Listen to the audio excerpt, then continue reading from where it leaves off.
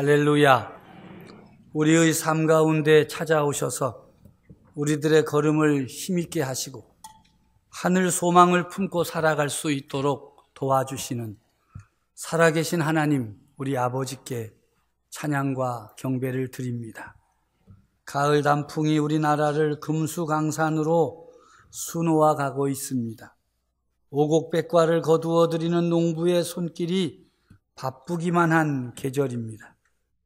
우리 교회도 이 가을에 대신방으로 또 전도 대행진으로 힘을 다하고 있습니다. 좋은 열매 풍성하게 거두어서 하나님께 올려드림으로 잘했다 칭찬받는 교회가 되어지기를 간절히 바랍니다. 그냥 있는 교회가 아니라 하나님의 기쁨이 되기 위하여 온 힘을 다하는 교회, 전심전력하는 성도가 되어서 하나님 나라를 이루어가며 청주시를 성시화하는 일에 앞장서는 교회 되어지기를 간절히 기도합니다. 사랑하고 존경하는 성도 여러분, 지난 한 주간 우리 주님 예수 그리스도의 은혜를 힘입어 믿음의 길, 승리의 걸음으로 전진하셨습니까? 우리들 주변에 안타까운 일들이 많이 벌어지고 있습니다. 히말라야 구로자히말에서 코리안 루트 개척에 나섰던 5명의 산악인이 악천후로 인해 숨지는 사건이 발생하므로 온 나라가 소란스럽습니다. 그뿐이겠습니까? 전 세계 구호팀이 활동하던 인도네시아 팔루 지역이 절망의 땅이 되고 말았습니다. 인도네시아 정부가 팔루 지역을 중심으로 지진 피해 지역에서 구조 활동을 하고 있는 각 나라의 구호단체를 향해서 떠나라. 그 지침을 내렸습니다. 더 이상 피해자 구조 활동을 하지 않겠다는 구조 중지 선언을 함으로써 그 피해가 얼마나 심한 것인가를 짐작하며 매우 안타까웠습니다. 공식 사망자가 2,088명, 부상자가 1만 명, 실종자가 680명, 그뿐 아닙니다.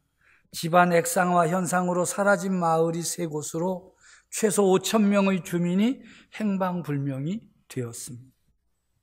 그럼에도 구조활동 중지 선언을 한 것은 이미 2주간이 지나 생존 가능성이 없고 더운 날씨로 매몰자들의 시신이 신원 파악이 불가능한 수준으로 부패하였고 급성 전염병이 유행할 가능성이 있기 때문이라고 설명을 하고 있습니다. 어떻게 할 수 없는 천재지변 앞에 있는 우리 인간의 연약함이 너무나도 안타깝습니다. 이렇게 사람이 살아가다가 큰 재앙을 만났을 때 자신의 힘으로는 아무것도 할 수 없고 사방을 둘러보아도 도와줄 이가 없고 그래서 아무런 해결책이 보이지 않는 경우가 인생을 걸어가다가 종종 만나게 됩니다. 눈앞이 깜깜하다고 하지요. 어떻게 해야 하겠습니까? 오늘 마가복음 9장에 보면 큰 어려움에 빠진 한 남자의 이야기가 있습니다. 성경에 주로 여자 이야기가 많은데 믿음 있는 남자의 이야기가 하나 기록되어 있습니다. 이 남자에게는요, 아들이 하나 있었습니다. 결혼해서 아이를 낳아서 크게 기뻐했는데 그 아이가 자라가면서 이상한 거예요. 말을 듣지도 못하고 하지도 못하고 어떤 때는 갑자기 쓰러져서 거품을 흘리고 이를 갈고 불이 있든지 물이 있든지 상관이 없어요. 어떻게 다 표현할 수가 없을 정도예요. 사람들은 이렇게 말했습니다. 당신 아들 귀신 들렸다고. 무슨 말을 들어도 좋은데 그 아들을 고칠 수만 있었으면 좋겠는데 고칠 방법이 없습니다. 그 아픔과 고통, 이 남자의 그 아픔 누가 알 수 있었겠습니까? 이런 큰 고통 가운데 있는 이 아버지에게 놀라운 소식이 들렸습니다. 예수께 가면 된다. 그분은 맹인도 고쳐주시고 귀먹고 말 더듬는 자도 고쳐주시고 귀신 들린 여자아이도 고쳐주시는 놀라운 능력자이시다. 예수를 찾아가라. 그러면 아들이 살아날 것이다. 물에 빠진 사람 지푸라기라도 잡는다고 하지 않아요. 전혀 알지 못하는 분이에요. 예수라는 분을 만나본 적도 없고 들은 적도 없는데 그분을 찾아가면 이 아들이 고침을 받을 것이라는 그 소문에 귀가 번쩍 뜨였어요. 우리나라에도 명의가 있지요. 이런 분들은 보통 서울에 있는 대형 병원의 의사입니다. 그래서 이런 분들에게 진찰을 받으려면 특진을 신청해야만 제대로 만날 수가 있습니다. 보통 예약을 하고 몇 달씩 걸립니다. 그리고 다녀와서는 역시 다르다고 말합니다. 그렇다고 그분들이 질병을 모두 고쳐주는 것은 아닙니다. 정확하게 진단하고 치료할 수 있는지 없는지를 정확하고 분명하게 알려줍니다. 아마 예수님도 그 당시에는 명의 중에 명의가 되어 소문이 났을 거예요. 다 고쳐주니까. 옛날에는 예약 제도가 없었겠지요. 예수님을 만나러 가는 길에도 예약은 필요 없었을 것입니다. 그래서 아버지는 그 아들, 자기 인생의 절망덩어리인 아들을 데리고 예수님이 계신 곳으로 찾아갔습니다. 그런데 안 되는 사람은 뒤로 자빠져도 코가 깨진다고 예수님이 계시지 않는 것입니다. 저 높은 산에 올라가셨는데 언제 내려오실지 모른다는 거예요. 기약 없이 떠났다는 거예요. 이 사람의 안타까운 사정을 사람들이 보고는 쿡 찔러 댔어요. 그러지 말고 예수님이 안 계시지만 그래도 그 제자들이 있지 않느냐. 제자들한테 좀 어떻게 해달라 그래라. 제자들도 얼마나 뜨악하겠어요. 예수님 만나서 치료받고 싶다고 왔다가 예수님 안 계신다고 자기네들한테 좀 고쳐달라는데 고쳐본 적도 없고 어떻게 해야 할 방법이 없어요. 그래도 예수님 하신 대로 한번 흉내나 내보자고 하는데 일이 되겠어요? 안 되겠어요? 안 되는 거예요. 귀신을 쫓아낼 방도가 없었습니다. 그 모습을 지켜보면서 호시탐탐 기회를 노리고 있던 그 서기관들이 제자들에게 손가락질하는 게 너네 뭐 하고 있는 거냐, 고쳐달라고 하는데 도대체 뭐 하고 있느냐고 하니까 제자들 좀 기다려보라고, 우리 선생님 오시면 일이 해결될 거라고.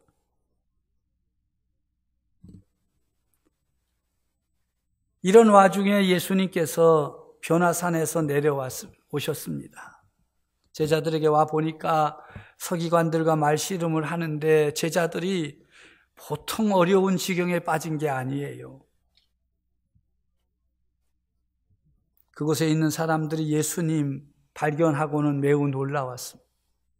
반가웠습니다. 드디어 예수님이 나타나셨으니 모든 상황을 해결할 수 있으리라고 믿었습니다. 예수님 물으십니다. 너희가 무엇을 그들과 변론하느냐? 제자들이 한마디도 못하는 거예요. 그런데 불쑥 한 남자가 이렇게 말했습니다. 선생님, 말 못하게 귀신 들린 내 아들을 선생님께 데려왔습니다. 귀신이 어디서든지 그를 잡으면 거꾸러져서 거품을 흘리고 이를 갈고 죽어갑니다. 내가 선생님의 제자들에게 내쫓아달라 하였지만 그들이 능히 하지 못했습니다. 그 말씀을 듣고는 예수님께서 이렇게 대답하셨습니다. 믿음이 없는 세대요. 내가 얼마나 너희와 함께 있으며 얼마나 너희에게 참으리요. 그를 내게로 데려오라. 둘러선 사람들 믿음이 없는 세대라고 책망합니다. 그런데 사실은 제자들의 불신앙을 책망하는 것입니다.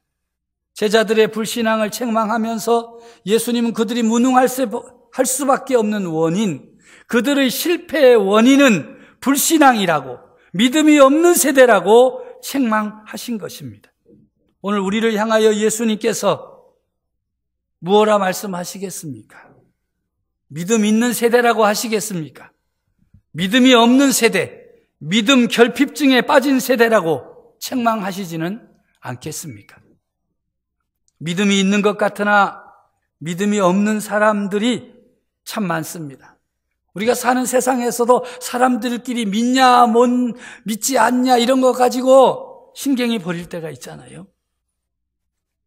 날 도대체 믿는 거야? 못 믿는 거야? 그럼 여러분 뭐라고 대답하세요? 말로는 다 믿어. 안 믿는다 그랬다간 그날 결단 나니까 어떻게 자기를 못 믿는다는 사람하고 뭐 할 수가 있겠어요? 그러니까 믿는다 그래요. 그러나 속으로는 어때요? 믿기는 어떻게 널 믿냐? 이렇게 말하지 않겠어요? 사람들이 살면서요, 믿는데 항상 제한이 있어요. 건건이 달라. 밥 먹는 건 믿음으로 먹을 수 있어. 그러니까 부인이 해주는 거 다 먹잖아요. 그 믿음 없이 어떻게 먹겠어요? 밥 해주는 건 믿어. 돈 쓰는 것? 할 수 없이 믿어. 어떤 부분에 가면요, 못 믿는 부분이 있어요. 사람들이 다 한계가 있잖아요. 그래서 그런지 하나님을 믿는데도요, 제한을 두는 거예요. 예수 믿고 구원받는 것은 믿어. 그러나 내가 돈 벌고 쓰고 하는 부분에는 그냥 그래. 내가 친구를 사귀고 놀러 가고 뭐 하는 건 그건 또 하나님 믿는 믿음으로 하는 게 아니라 그건 또 아니야. 다 각기각색이에요. 그러니까 사람들이 사는 세상에서 제한을 두고 믿으니까, 전폭적으로 믿지 않으니까 하나님을 믿는다고 하면서도 제한을 두는 거예요. 믿음 결핍증이죠.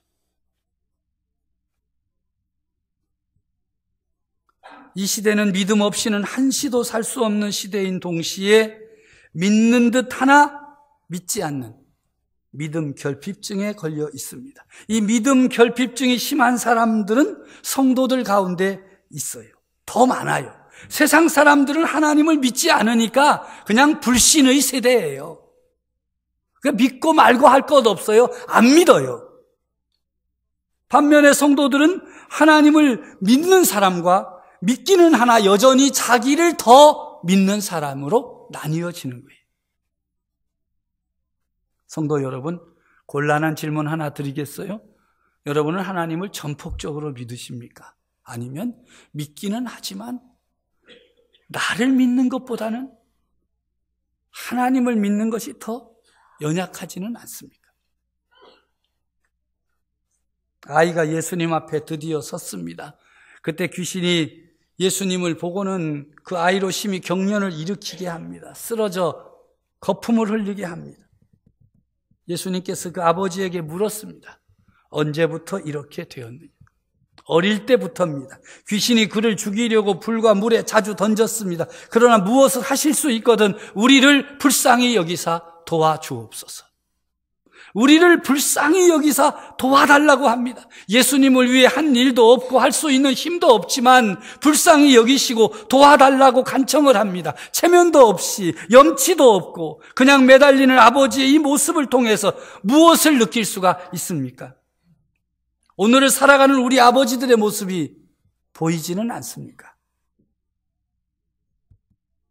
제자들과는 달리 불완전하지만 이 아버지의 태도는 성장할 수 있는 가능성, 믿을 가능성이 있습니다.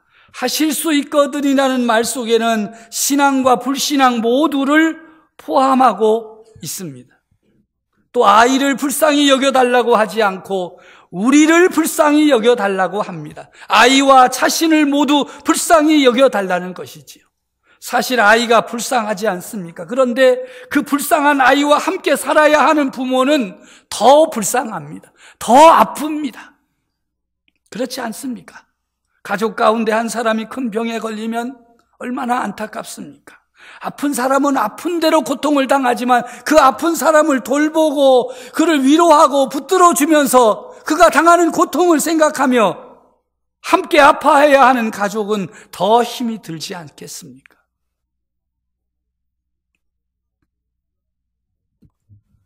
그런데 불쌍히 여기고 도와달라는 아버지의 간청에 냉정하게 예수님께서 말씀하십니다. 할 수 있거든이 무슨 말이냐?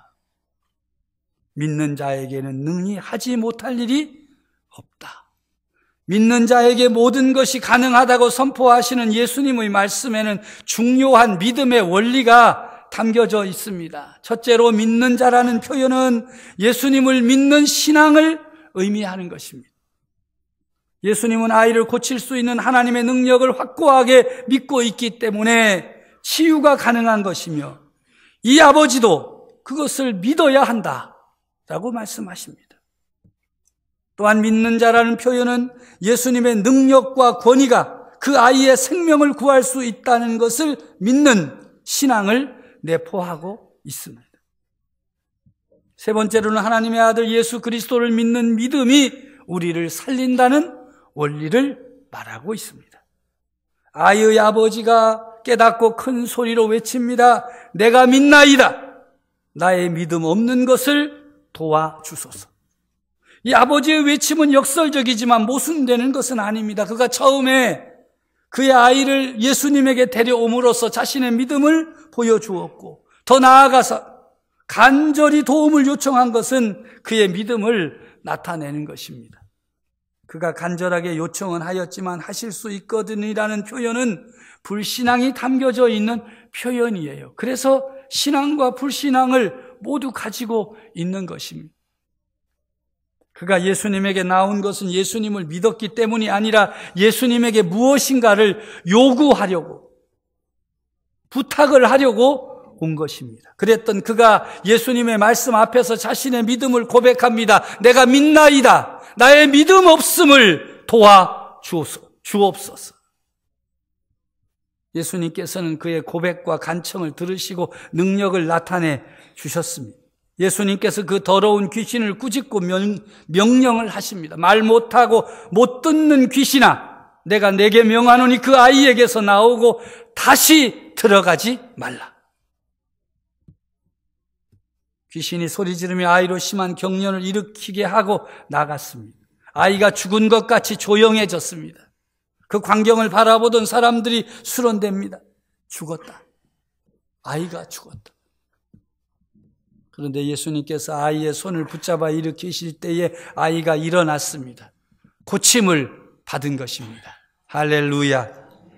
예수님은 아이의 아버지가 구하는 대로 아이를 고쳐주었고 아버지의 신앙을 굳게 해줌으로써 그들에게 자신이 누구이신가를 분명하게 나타내 주셨습니다.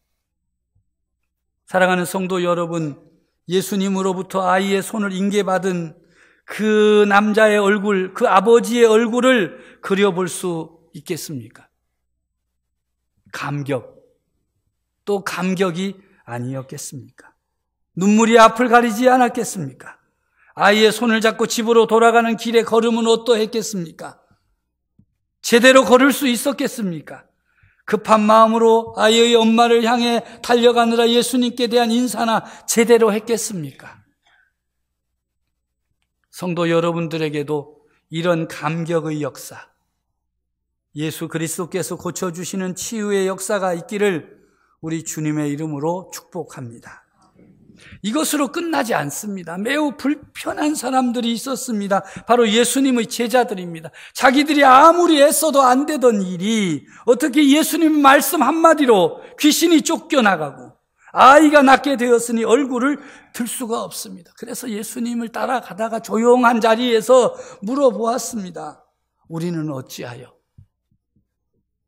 그 귀신을 쫓아내지 못한 것입니까? 제자들을 향하여 예수님 대답하시지요.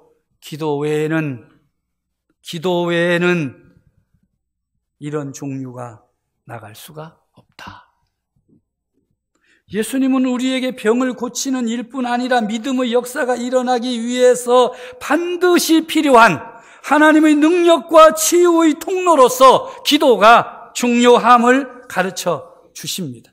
기도는 우리가 원하는 것을 얻으려고 하나님 앞에 경건한 척 하려는 위장이 아니라 사탄과 직면하여 승리하기 위해 자신의 뜻을 하나님에게 전달하려고 하는 것입니다. 하나님께로 더 가까이 다가가서 자신의 마음을 토함으로써 하나님과 친밀하게 되는 것입니다. 이 기도는 믿음 없이 할 수 없습니다. 믿음이 담겨져 있지 않으면 기도가 되지 않습니다. 믿음 없는 기도는 기도가 아닙니다. 믿음은 바라는 것들의 실상이요 보이지 않는 것들의 증거입니다. 우리는 믿음으로 모든 세계가 하나님의 말씀으로 지어진 것을 믿습니다. 창조주 하나님을 믿습니다. 창조신앙은 참으로 중요합니다. 하나님의 능력뿐만이 아니라 하나님의 뜻과 섭리를 믿는 것이기 때문입니다. 믿음은 우리로 하여금 예배자가 되게 하십니다. 하나님이 받으시는 예배를 드리는 사람이 믿음이 있는 사람입니다. 아벨은 오늘 본문에 보면 하나님께 제사를 드릴 때에 믿음으로 희생 예물을 준비하여 드림으로 의로운 자로 인정을 받았습니다. 단지 제사를 드렸을 뿐인데 의로운 사람으로 인정을 받았다는 것은 하나님께 드리는 제사, 오늘 말로 하면 하나님께 드리는 예배가 얼마나 중요한 일인가를 깨우쳐 줍니다. 믿음이 우리로 하여금 하나님이 받으시는 예배자가 되게 하시는 것입니다. 또한 믿음으로 사는 사람은 하나님을 기쁘시게 하는 사람입니다. 히브리서 오늘 본문 11장 5절의 말씀입니다. 믿음으로 에녹은 죽음을 보지 않고 옮겨졌으니 하나님이 그를 옮기심으로 다시 보이지 아니하였느니라. 그는 옮겨지기 전에 하나님을 기쁘시게 하는 자라 하는 증거를 받았느니라. 어떻게 에녹은 하나님을 기쁘시게 하는 사람이 될 수 있었습니까? 그 답은 믿음입니다. 오늘 본문 6절의 말씀입니다. 함께 읽습니다. 믿음이 없이는 하나님을 기쁘시게 하지 못하나니 하나님께 나아가는 자는 반드시 그가 계신 것과 또한 그가 자기를 찾는 자들에게 상 주시는 이심을 믿어야 할지니라. 아멘. 이 에녹은 믿음으로 하나님을 기쁘시게 하였습니다. 우리에게도 하나님을 기쁘시게 하는 믿음이 있어야 됩니다. 그 믿음으로 하나님께 나가면 하나님을 기쁘시게 할 수 있습니다. 믿음으로 하나님께 나아가는 사람에게 반드시 있어야 할 것이 두 가지입니다. 그것은 하나님이 계신 것을 믿는 믿음이 있어야 됩니다. 또 하나는 하나님은 하나님을 찾는 자들에게 상 주시는 이심을 믿는 믿음이 있어야 합니다. 하나님을 믿는 믿음으로 이 시간 예배드리는 성도 여러분, 이런 믿음이 여러분에게 있어야만 합니다. 그래야 하나님의 기쁨이 되며 하나님께서 주시는 상급을 받을 수 있습니다. 내가 믿나이다. 나의 믿음 없는 것을 도와주소서. 시간을 내어서 기회를 삼아서 엎드려 기도하고 간구함으로 나의 믿음 없는 것을 도와주옵소서 간구하는 그 간구에 우리 하나님 응답하여 주시기를 간절히 바랍니다. 비가 와도 가야 할 곳이 있는 새는 하늘을 날고 눈이 쌓여도 가야 할 곳이 있는 사슴은 산을 오른다. 길이 멀고 험해도 가야 할 곳이 있는 연어는 물결을 거슬러 오른다. 이 글을 읽다가 너무 좋아서 그 밑에 이렇게 달았습니다. 고난이 기다리고 있어도 가야 할 곳이 있는 성도는 믿음으로 길을 간다. 매일의 삶을 시작하면서 내가 믿나이다. 믿음을 고백하며 전진하는 성도들이 되시기를 바랍니다. 하나님을 가까이 하십시오. 마음을 토해놓고 기도하십시오. 나의 믿음 없음을 도와달라고 더 큰 믿음을 구하십시오. 그래서 그 믿음으로 하나님의 기쁨이 되십시오. 하나님의 능력으로 충만하여 하나님이 여러분에게 베푸시는 은혜와 상급이 넘쳐나기를 우리 주님의 이름으로 축복합니다.